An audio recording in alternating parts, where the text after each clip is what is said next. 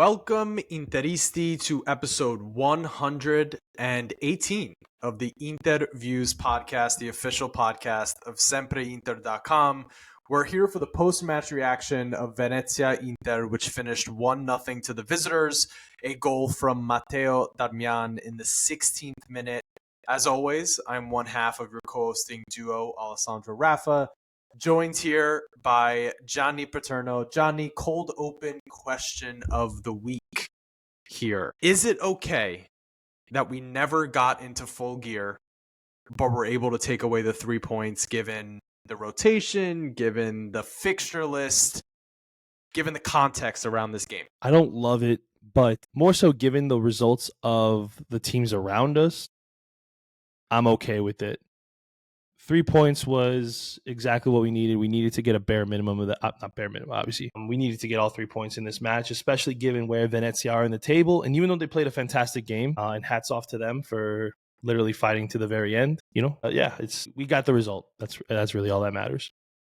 The only team that traveled to Saudi Arabia that was able to get all 3 points in the league this weekend.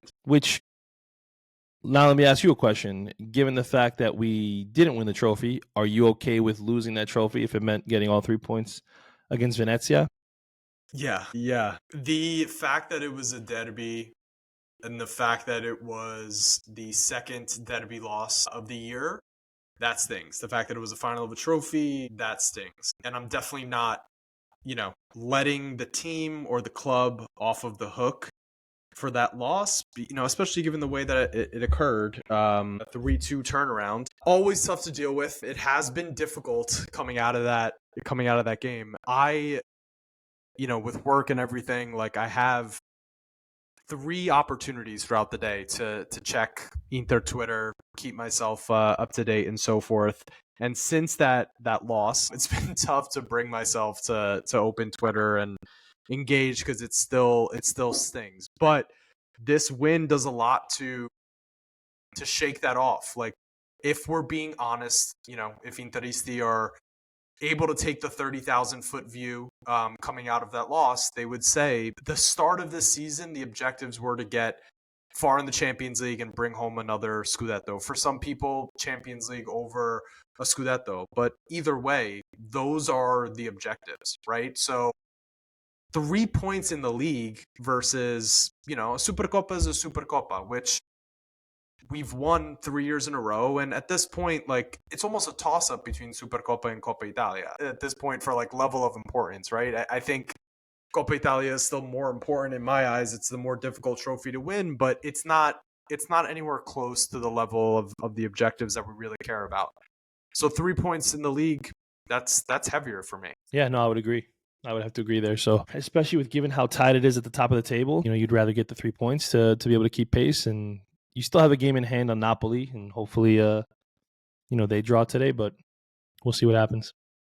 After today, it'll be 2 games. It'll be 2 games at the top. It'll go back up, to 2 games. Yeah. So, Inter, chugging along in the league. I don't know what the right word is there, but doing our jobs in the league. And, I tweeted, there's nothing quite like the nerves of being 1-0 up with 10 minutes to go away to a relegation side. You're expecting the worst, and it was a mature performance from Inter today. Happy with how that played out. Yeah, even though it felt like we never got into full gear, played probably at 60-70%. I think given the amount of fixtures that we have coming up and the amount of fixtures that we played, I'm okay. I'm not going to be ringing the alarm bells after this performance. The truth of the matter is we were in control of this game.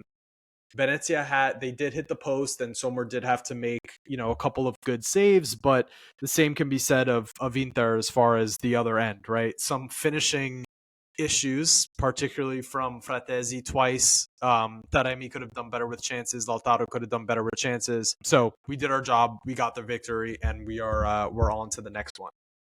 All right. Let's get into some questions that really come out from today's game. I want to start with what's been the dominant discussion over the last week, which is the case of Frattesi. Let's go with the most recent update, which is an interview that Marotta gave before the game, basically saying, we believe in Davide. He has not come to us with a transfer request, and our intention is to keep him. So the first thing I want to touch on as far as this Frattesi discussion is, do you think Marotta is playing a little bit of ED chess there by going out to the media and saying he hasn't requested a transfer? If he did request a transfer, we don't want to keep unhappy players, and essentially putting the ball, with Riso doing what he's doing behind the scenes, Frattesi's agent, Marotta is essentially putting the ball in Frattesi's court and saying, okay, if you want to be serious about this, let's not play games with your agent.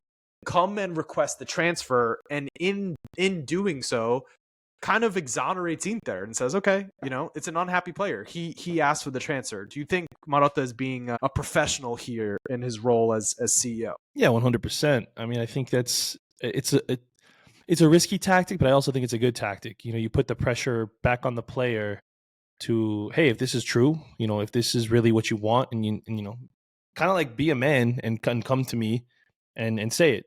Don't use your agent, through media outlets to plant stories and to make stuff up, and that's not going to help anybody, because we're going to have a price that we want to have met, and if you want to go, then you shouldn't be disgruntled, because then it's going to make the other teams think, well, then we can lowball Inter to try to get what we want at a cut rate price because he wants out so bad. So I think it's very smart on his part to have said those things, and we'll see. We'll see what happens now. We have about 20 so days, 18, 19 days, whatever, left in the month. So if he really wants it to be the case, then man up and go to his office and let him know. And also smart by Inzaghi after the match to, basically say, we want him here. He's an important part of the project. He's fighting for a spot the same way that the rest of the team is doing. Again, not exonerating Inter, because I do think I would love to have a longer discussion that I don't think is going to be the case for today. It may make more sense once Frattesi is out of here, if he's out of here, to talk about, the blame game for why this transfer may not have worked out. But I do think it's smart from the club to just come out and openly say he's part of the project. He's got to fight for his place. And if he wants out, let us know. Let us know. There's more to discuss about this, but I did want to ask you what you make of the reports where it's basically Roma's offering some cash, but also they're trash in the deal. Yeah. Who's the other one? Pellegrini.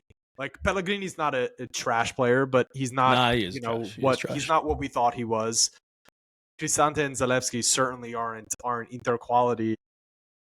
This is gonna. I think I know the answer to this, but any interest in any of their on the edge of the roster players? Yeah, I mean, listen, I would take 30 million in Dybala. I think that's fair, but I know that's not gonna happen. So. No interest in Zalewski. Definitely no interest in Cristante. He's essentially Gagliardini with maybe better facial hair. And Pellegrini is just, he's not the player, like you said, that we think he is or we thought he would be. He's just not up to quality, unfortunately. I would much rather go in a different route. I would rather have 45 million or 40 million, whatever the number really is, cash. Or even if it's, let's say 35 plus bonuses to get to the 45 kind of thing, but please don't try to pawn off your trash players on us, because what would Cristante do? What help would he bring? Nothing. Absolutely nothing. So let's move on from that. If Roma really want him, just pony up. You were splashing the cash left and right. There's rumors you're going to sell Enzo Lefebvre to Real Betis. Take that money. And if you have 30 now, whatever you get for him, you should get at least 15, 20 million. You paid 23, so I would hope you would get at least 15, 20 out of Betis. Now you got enough to pay us, so we'll see what happens if that's, if it even does materialize. I believe Lefebvre actually made his transfer already for around 20 to Sunderland, so he's going to the Championship. Tough look for those who held Lefebvre stock, but as the last thing on Frattesi here, it's not the last thing because there's a lot to talk about, but the last thing just as far as this episode is concerned, what do you make of the performance that he put in today? which was, I think, it's interesting to break down because it's not a 10 to 15 minute cameo at the end of the game. He was on the pitch, I believe, in the 62nd minute. So he got most of that second half to show something. And he did have a couple opportunities, including a breakaway one-on-one with the keeper that he ended up putting right into Stankovic's belly. So what do you make of what you saw out of Frattesi today? It's probably going to be an unpopular opinion, and I'm sure people are going to disagree with me. I wasn't impressed with what I saw today. The finishing was lacking. I felt like the effort was definitely lacking. There was an instance late in the game where Itzes crosses a ball in, and I believe it was Busio who jumps over Frattesi. Frattesi doesn't even try to go up for that ball. He just kind of like backs up into Busio half-heartedly, and I don't know who got the shot off. Somebody got a shot off that could have been an equalizer late in the I think it was the 91st minute if I'm not mistaken. And what would have happened then? Like, in my opinion, it kind of felt like he's already kind of quit on the game. I'm not saying on the team for the season, but I feel like he's in the game. He's already kind of quit, and that's not something I want to see. And I was very, very bothered by that. Maybe other people saw it differently or feel differently, but I wasn't in love with what I saw. And of course, if he would have scored, I'm sure people would have been like, "Oh, but look what he did," in the game. But like that's all he provides, in my opinion, is just goal scoring. I don't see anything else that he really brings that is a positive trait, personally. I think Sharma also posted a video of a lack of effort towards the end of the game in the Supercoppa final. So yeah, there's it's probably weighing on him, this whole situation. I don't know, like, even if he's had a conversation with his agent, like, try to get a deal done for me, I don't know that as a player, maybe you fully realize what that's going to come with as far as the media in Italy and how they're going to blow this up and really talk about it, especially when it comes to Inter. Any opportunity or possibility for crisis at Inter, they're going to jump all over it, and they have definitely done so. So, it was interesting. There was a video of a fan before they left for Venezia that came up to him, started crying, saying, wanting you to stay. And I think he made some sort of comment like, there's cameras around to talk. But this is going to be an interesting situation to watch play out. Like I said, I don't want to dive too deep into all of it because I do want to see it play out. If he goes, we'll have our conversation. If he stays, we'll have our conversation. But I think we're both on this wavelength that this team has the possibility to be even better without Frattesi. There are solutions that we can go after that can improve this team without Frattesi. So, at this point, it's like, if we get our price, then you're putting trust in and faith in management. And the Ricci links have been very interesting, and I definitely could see Marotta, trying to pull a deal now and pip Milan, because Milan is also very interested in him. If they can try to get a deal done now in January as opposed to the summer market when Milan may have more to spend, I think that would be the alternative. But we'll see how it plays out. Speaking of young midfielders at Inter that have been spoken about a lot in these recent days, Kristjan Asllani gets the start against Venezia today. Played, around 60 minutes. Frattesi came on for him. He played well today in certain aspects. He did get booked in the first half for incessant fouling, which was the case. I mean, and it is the case with him on the pitch. He's not really strong enough in the tackle, so there's going to be a lot of ticky-tack stamps on the heels and stuff like that he's going to do to try to win the ball. His only real shot at being good defensively is more of a reading of the game and intercepting the ball. So outside of that, like, he played pretty well. I think he was 36 of 37 passing. He had the long ball into Lautaro for the Darmian goal, but played pretty well, coming off the back of a really poor performance against Milan in the Supercoppa final. Before I get into the question that I have for you here, I'm just going to let you freestyle on this a little bit because I saw you getting into it on Twitter with some folks about Asllani. So give me your thoughts. What's top of mind with when it comes to Asllani? No, listen, it was a good performance, but we also have to look at the competition that he's going up against. Like, there's not really much talent in the Venezia midfield that he has to really worry about being a threat to him. You pointed to the numbers and what he was able to do. Great. I mean, those are fantastic passing numbers, and I have nothing. That's what I want to see from a midfielder. But I also feel like there is a serious lack of focus in his game. I think that his defensive awareness is lacking. His ability to read what the opposing teams want to do in the attacking third, you would hope that he would have picked something up by now. And what I was saying to those people was, they brought up Rovella and Ricci. I didn't bring them up. You've seen growth from those two guys year after year.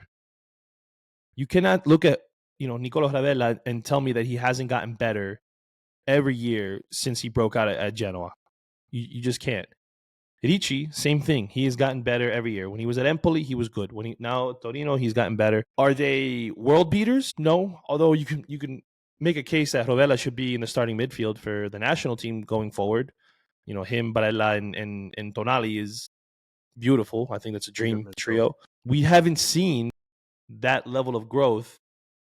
And they tried to point to, well, look where they are. Lazio, they're allowed to play. Torino, they're allowed to play. Fair. I'm not going to say that's wrong. But if those players weren't growing, they wouldn't be playing either. I don't think it matters where you are. And somebody tried to bring up Savona. I don't think Savona is really that good to begin with. And I think that he's being played more out of necessity more so than his quality. I just don't think that Asllani, one, is a regista. I just don't think that's the role for him. Unfortunately, that's what we need, and that's what we're forcing him to do. So maybe it is a little bit of unfairness from the club in that regard, but I just don't see any level of improvement at all in him. You would hope to have seen something. When you point to his long passing, and that's really the only redeeming quality that you can bring up, that's not a good thing. In my opinion, 3 years is what it'll be at the end of the season. That's more than enough time to have seen some type of growth and development in his game. I think it's okay to cut losses. Dave from Brothers of the World thinks, one more year. I personally disagree, but I mean, I guess we'll have to see what, if any, type of war chest is offered to Beppe and Auxilio. But we have seen that, even though Oak Tree seem likely to stay for, the interim, they are a little hesitant to invest in anything. And I don't see them really splashing the cash to make improvements where it's needed, unfortunately. Okay, I agree with a lot of what you said there. I think, first of all, the discussion around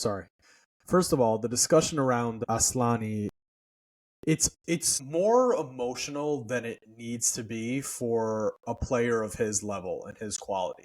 Like the back and forth over it, it's like we need to be a little bit more honest about what he is and what his ceiling is. He could be a good player. He can be a good player, and that's okay. But the discourse about this guy, it gets really heated I just don't understand. I'm not sure why it gets so heated. I think 3 years in is completely fair to make a judgment on the kid. And it's not a judgment on the kid. The question that needs to be asked, and the context of the discussion around Asllani, is what is his future at Inter? Does he have a future at Inter? One, look at positionally. Yeah, Hakan's getting older, and there's a spot to take that place. But for the person that's going to step up and take that place, or even cover for Hakan as he gets older, and these injuries have been piling up with Hakan a little bit the last couple of years. He's missing time. That position, that backup to Hakan and eventual successor to Hakan, in my opinion, needs to be a much higher level ceiling than what Asllani brings to the table. I'm rooting for Asllani. Performances like this against Venezia are good because the way that I'm viewing him as a player is an asset. Is this a player that can fetch you 18 to 20 to 25 million from a Premier League team or a Fiorentina or whatever it might be? Yeah. I want to see him go out and perform and do well.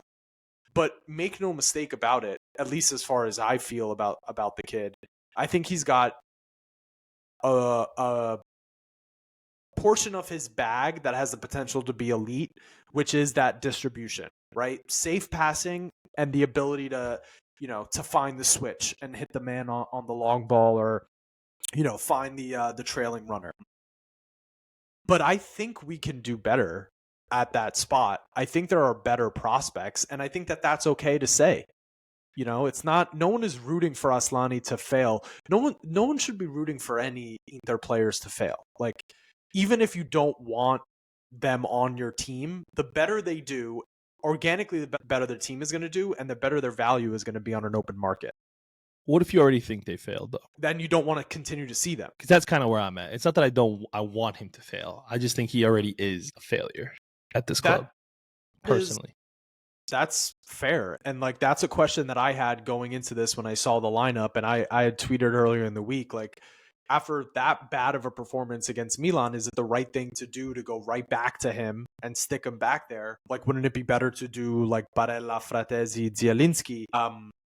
And I kept coming back to like, well, he's a body on your team, and these are a lot of games. So if you have him on the team, like, shouldn't you take advantage of the minutes that you can put on his legs? I wouldn't have agreed with it if this was, let's say, the game against Fiorentina that we had to make up. I think I would have rather gone with Barella, Frattesi, Zielinski and work something out there.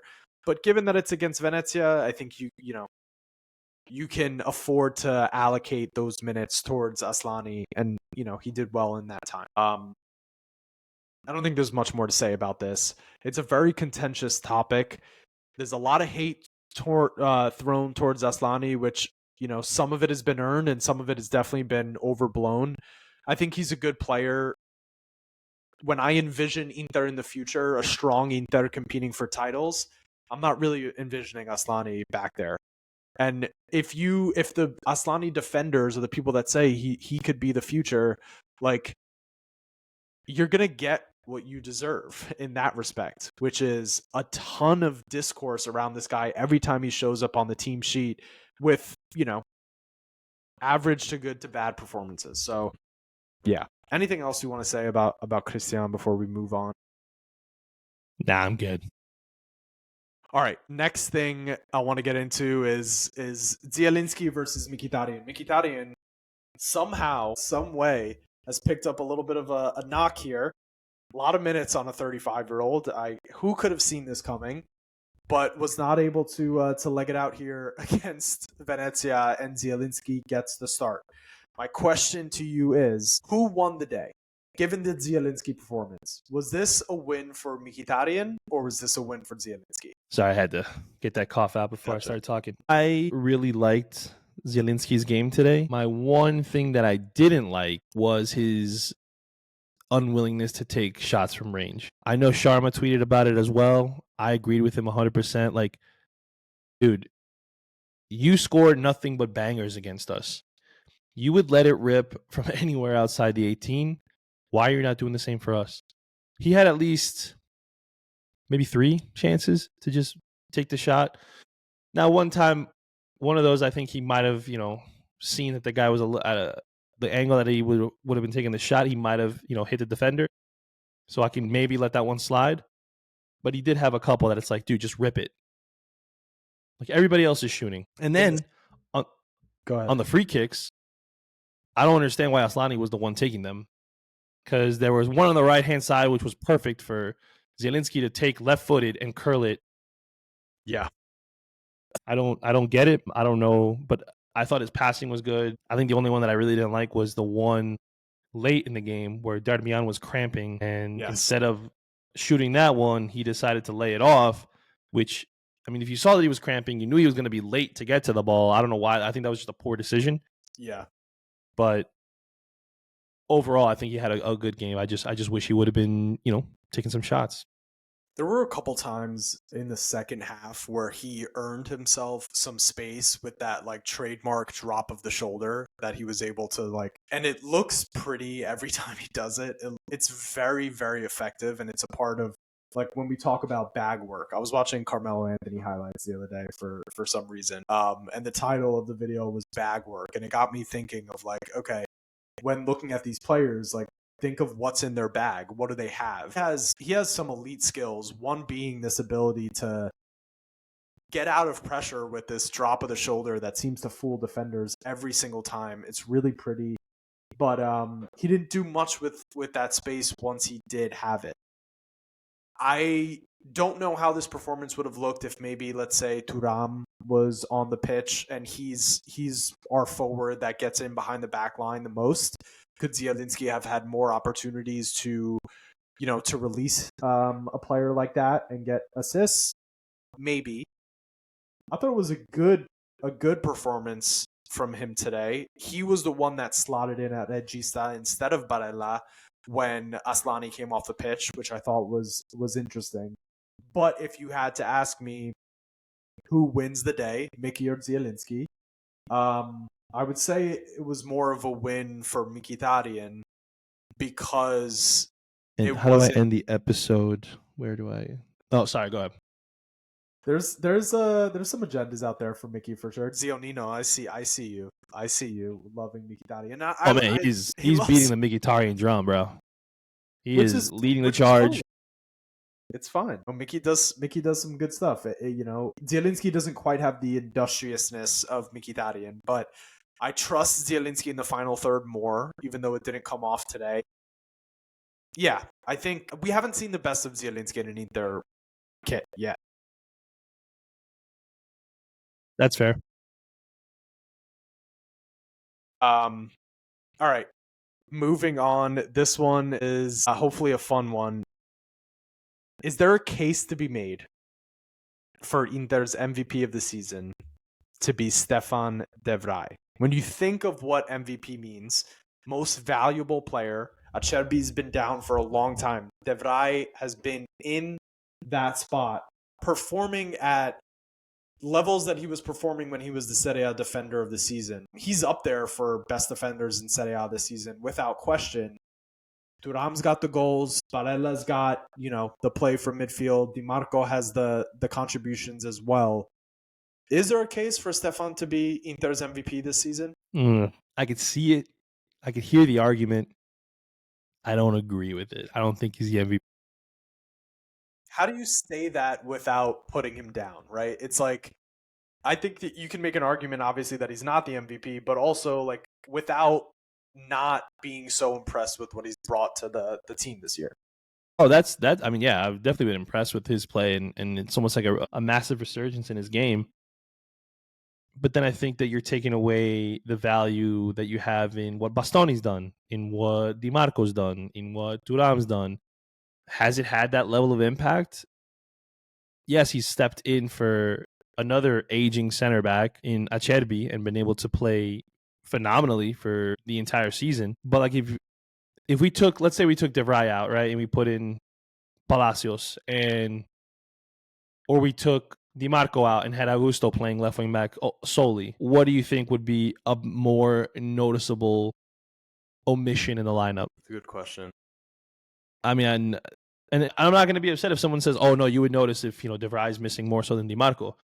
Because you can. Everyone's entitled to their opinion. Fill in Bisek and Bastoni into that position, but long periods of time without Dimarco would probably hurt you more. If you went 2 months, let's say, without Dimarco, which is opposed what it's been for Acerbi, as opposed to 2 months without De Vrij, what would hurt more? I would say 2 months without Dimarco. I agree. And to me, that is where you get the definite most valuable player. Not saying Dimarco is to me he is this season. But I would hear arguments for Thuram. I would hear arguments for Bastoni, and I would listen to arguments for De Vrij. But if Dimarco went down for 2 months, the fall off would be massive. Who do you think Simone would give the MVP to at this point in the season? Ooh, that's tough. I think because I can't get into his head. I think that guy for him might be up there too. I think he would be between, and again, obviously we're just guessing, but I think that he would be between Thuram and Dimarco, in my opinion. I think that's a fair shout. Thuram, what he's turned into, and looked great on the pitch today, by the way, when he came in. Like, the ball was sticking to his foot. There was one high ball that came down that he just let he's been rest. Let it rest. So, yeah, We've been in good hands with Vrij. All right, let's talk about. Let's see. Do we want to get into what do you want to talk about next? Some individual performances to note, some versatility in the team towards the end as far as the formation is concerned, or do you want to talk about some of the players on the Venezia side that are either owned by Inter or linked to Inter? Where do you want to go next? Let's talk about the guys who are owned by Inter on Venezia. I think we do have to give a massive shout to Filip Stankovic. I think he is showing himself to be a phenomenal shot stopper in this league. If he has better defense in front of him in that lone goal that was given up, he probably does have a clean sheet, which would have been crazy enough his first clean sheet in Serie A. It's kind of disappointing. I mean, he's on a terrible Venezia side. You can't really, fault him for not keeping clean sheets. Played phenomenal. I think he would be ready to be a backup at Inter next year if they decided to move on from Sommer for whatever reason. Although Sommer shows no signs of slowing down personally, and also has a contract that ends at the end of next season, not this one. Oh, it's next season. Okay, well, that's the question. Maybe, like, if you could bring him back, would you? And when would you do it? Knowing that Sommer and Martinez are both under contract next I would wait till Sommer's contract is up to bring him back. I'll loan him out one more time. Maybe try to get him at a better club. Skorupski at Bologna might be someone worth looking to replace. I'm trying to think who else needs potentially goalkeepers. Provedel's getting older at Lazio. But that would be a big jump. But they also have, Mandas as the back, and they're calling for him to be the starter. Not a huge Mandas fan, but yeah. I mean, would it be nice for Laziale to see another Stankovic back in their colors? I'm sure, But yeah, it'd be. I would want to see him maybe go up a notch above. Not in a team that's battling for relegation, maybe battling for mid-table. Would be good to see. If you were able to, battle for Conference League, that's even better. Listen, I love him. I have loved him. When the deal wasn't done for summer, I was ready to go into the season with Stankovic as a starter at that time. Now he probably wouldn't have been ready. But I thought it would have been nice to see him being a legacy player get the opportunity. But now that we are seeing that he has legitimate potential, it's wonderful to see, and I hope he continues to grow. Yeah, I wouldn't have him as part of this team next year because I wouldn't want to stunt his development at all. I don't think that he takes the top spot for Inter. So yeah, I would do the same thing. They do have a purchase option on him, but all things are negotiable. That's only if they stay in Serie A. Only if they stay in Serie A. Yeah, I think it might be an obligation if they stay in Serie A, but I don't want to say the wrong thing. Gaetano Oristano, who's played well at points this season. Inter does have a buyback clause. Actually, I think Venezia has an obligation purchase if they stay in Serie A. I'm not totally sure, but we do have a 30% sell-on percentage. I don't see his level ever being of Inter. I do see that he might have a ceiling that's higher than Venezia, but where are you at with Oristano? Yeah, I'm not. Another player that just makes poor decisions. I think that and it's not just when he plays Inter, it's really when I think he tries to prove that he's this phenomenal winger, or he wants to prove to somebody that he's better than they think, or whatever it may be, and it just doesn't really translate. He just tries to do too much. He had opportunities to lay the ball off to teammates, and he takes shots that sail over the crossbar. I feel like he's another one. His awareness is not up to snuff. I think as a winger, you have to be able to see the pitch, to see what your teammates are doing, the runs that they're making, and to pick them out. He tries to go it alone too often for my liking, and I feel like if you want to do that, you better be, a winger with the dribbling ability of, young Ronaldo at Man U, Bale at Tottenham, stuff like that. Like you need to really have a lot of these characteristics, traits. Let's not forget Hazard at Chelsea, and he just doesn't have it. That's not in his game, unfortunately. You can kind of look at him really as a poor man's Chiesa, and I'm not even the biggest Chiesa fan. So I don't see a future for him at Inter ever. And I hope that we can get that obligation to take place, because we need to sell off some of these guys who just aren't up to snuff. Yeah. Yeah, his level is like Cagliari or at the top level Udinese, in my opinion. Hans Nicolucci Caviglia linked to Inter. He's talked about like a prospect, but like Sharma said, he is 24 years old. For me, it's a really simple pass on that.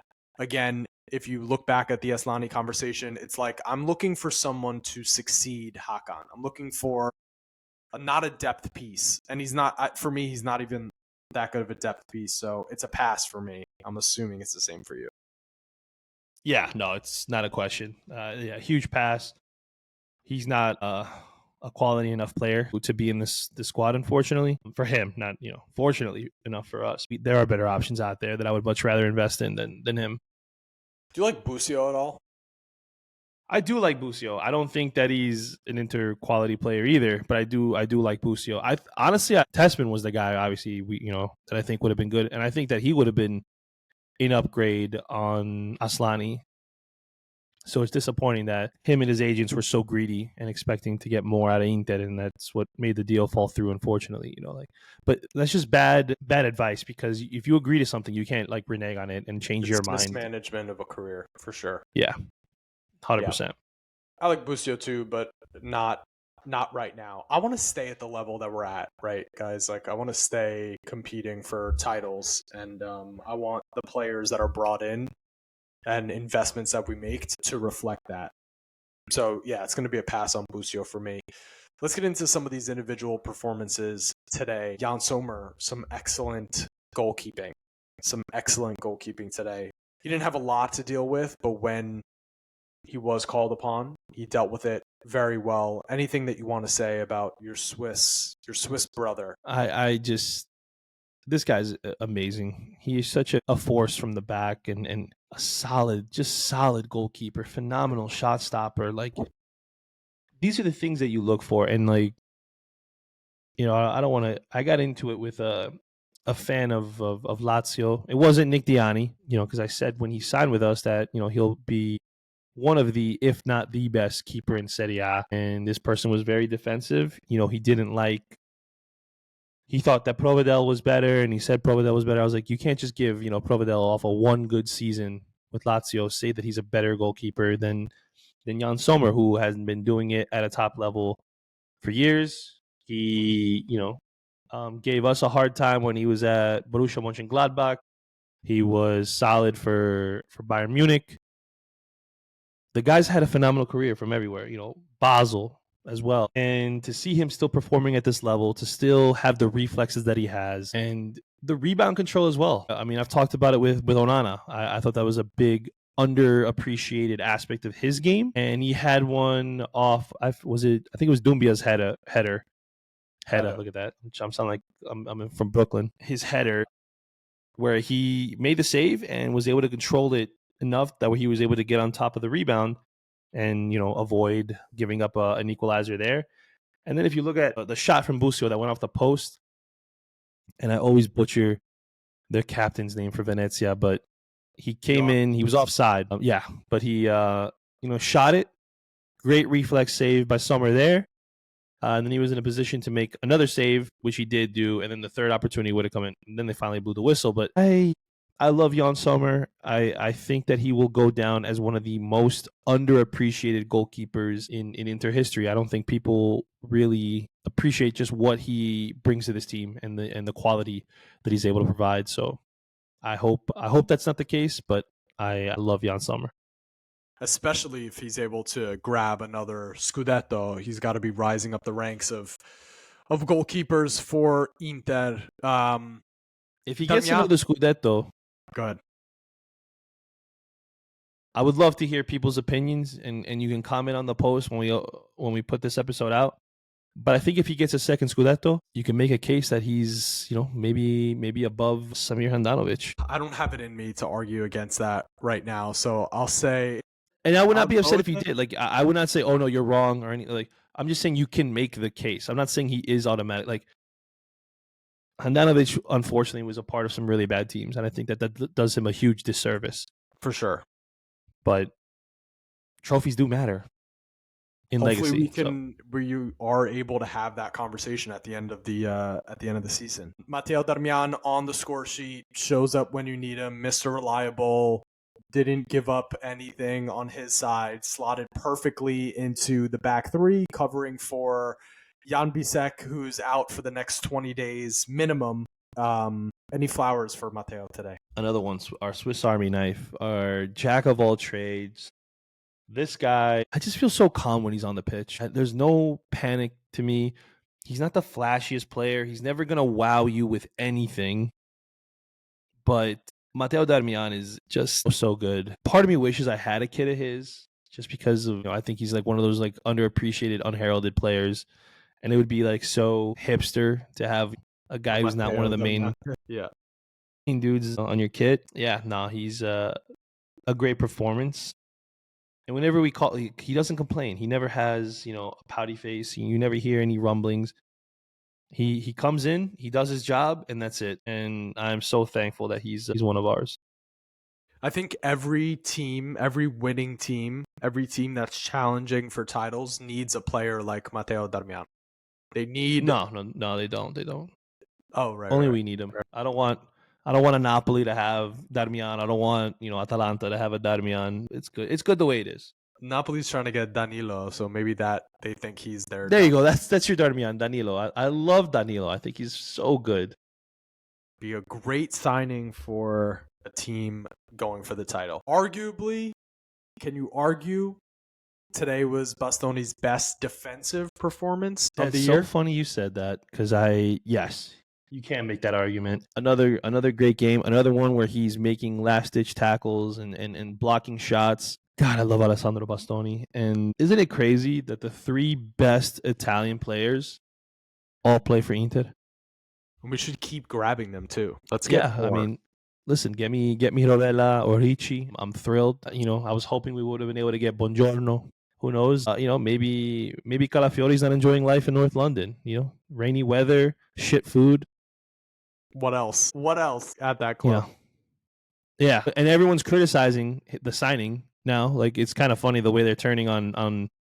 I mean, really, their whole summer transfer. Their problems. He is the last of their problems, but it's like they're blaming the summer transfer market on their failure, and it's just funny. Yeah, bring him back too, and there's a guy in Newcastle that I would love to add as well. So why don't we figure out? Imagine, I know it's not going to happen, people, but like, how insane would it be if we got Rovella and Tonali in the summer, or Ricci, either like or Ricci? But I would lose my mind if you told me, hey, that would be for Italy to have these guys playing together year round. I mean, yeah, look at the. I mean, I know it was only two guys at the time in Gattuso and Pirlo, but having the two Milan guys together, and then you have them, at 06. That was huge. I mean, I know Camoranesi was the other one.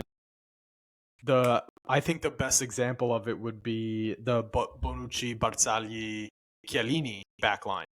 Yeah. Together all year round. 100%. Would be big. All right. Does Barella look tired to you? He looks a little tired. I didn't think so. To me. He looked tired to you? Looks a little tired to me. Is that him?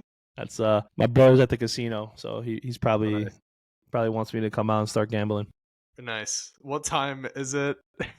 It's 9:30 in the morning. 9:30 in the morning. And he wants to go. He's definitely already at playing cards right now. Beautiful, just like Tonali. Okay, wow. He looks a little tired to me. He looks a little tired, which I think is understandable because I think I don't know. I haven't done the search, but I would love to see what his minutes in Europe have looked like compared to everybody else over the last couple of seasons. Has to be up there. Yeah, I mean, I'm trying to think now. I think I saw something last season that he was second in terms of midfielders, only to, I believe it was Rodri. I could be wrong. I'd have to look it up again and find it. But I think in terms of minutes played across all competitions, I think only Rodri played more minutes than Barella. I wouldn't doubt it. All right. Last thing to touch on here. Let's talk about actually two things. Pavard re-enters the team. We love that. We need that. Looks like Calhanoglu and Acerbi are on their way back for Bologna. We need that. We love that. And the forwards today, I thought Taremi played pretty well. I thought Lautaro played pretty well. Outside of the finishing, it wasn't spectacular from either guy. I thought it was good. Thuram came on, looked great. Arnautovic came on, looked like Arnautovic. I don't know there's much more to say outside of that. Yeah, I mean, that pretty much does sum it up. Nobody else really stood out. Nobody really looked bad, or out of the ordinary. So, yeah, that's kind of the match. It's cool that they went to a 4-4-2 at the end of the match just to see a different formation, although I do think it was more up to injuries and not being able to go to certain guys as opposed to like a real tactical wrinkle that Inzaghi is introducing. But it's cool that they were able to switch it up. All right, let's get into what you guys think. Let's see if there's anything at a person 1352 asking about Asllani. We talked about that a lot. Intertwined. Is it me or is it just me or has Bastoni hit another level these last few games? Absolute boss on the left. Is there a better left side in football right now than who we play? Bastoni, Dimarco, Mickey, Thuram. No, there isn't. I mean, just Bastoni and Dimarco alone, I think makes you the best left side of the pitch that you could possibly, up there. So at M6Adam _, a couple things that we already talked about, but thank you for sending in the message. Let's just get to this last one. At GABR 131S89. I don't know if this is a bot or a real person, but thank you for submitting this. He says, this weekend in Serie A was a no-smoke zone. It was a good weekend so far from an Inter opponent standpoint, from the points that they were able to pick up. You still got Napoli playing this afternoon. Who's Napoli playing? I know Bologna, Roma, and Napoli has got to be playing Verona. Also, Napoli's winning. Okay, never mind. They lost 3-0 earlier in the season, first game of the year. Yeah, but I think, Conte's going to, be able to let enough of a fire under them to make sure it doesn't happen again. They are losing Kvaratskhelia. He wants out of Serie A. Conte unable to convince him. That's a devastating transfer to suffer in January. A truly devastating transfer to suffer. Neres and Politano and Lukaku up front for Napoli. Presented without comment. Inter Bologna on Wednesday. Did you have a comment, Gianni? No, no comment on them. Okay. Inter Bologna in the Serie A. Inter at home on Wednesday, 2:45 game. So a good test for the boys coming up soon. Like we mentioned, they do have some guys coming back. Hopefully everyone came out of today looking okay. Looking forward to the discourse this week. I think it's going to be very heavily Frattesi focused, and we'll see how things play out. Anything left before we get out of here? No, nothing new. What? You're meeting Nico Boccuzzi today. Yes, we are getting together today. We were going to try to watch the game, but it was a 6 a.m. game here, so that was not going to be happening. But yeah, we're going to get together, grab some lunch, and make a TikTok. I'm meeting Nico Boccuzzi before I meet Alessandro. Wild. I do have a bachelor party invite for mid-June for Las Vegas. That's a terrible time to come here. Yeah, so we got to talk about that. But we'll do that offline. Okay. All right. In the words of the great Roberto Scarpini, forza ragazzi, forza ragazzi, forza ragazzi.